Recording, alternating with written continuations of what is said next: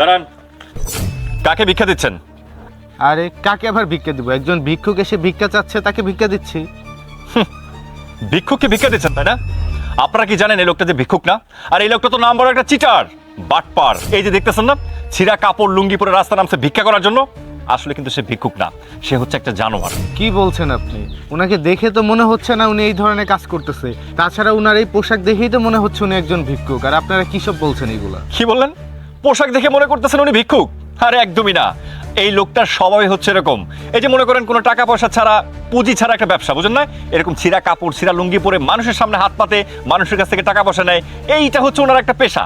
ওনাকে ভিক্ষুক মনে করবেন না, উনি আসলে ভিক্ষুক না। আমার স্বামী ঠিকই বলছে, ওনাকে দেখতে ভিক্ষুকের মতো মনে হলো, উনি কিন্তু মোটেও ভিক্ষুক না। এই যে ভং ধরে আপনাদের কাছে টাকা নেওয়ার চেষ্টা আর কি। উনাকে টাকা দিয়ে আপনি টাকাটা শুধু শুধু নষ্ট করবেন না।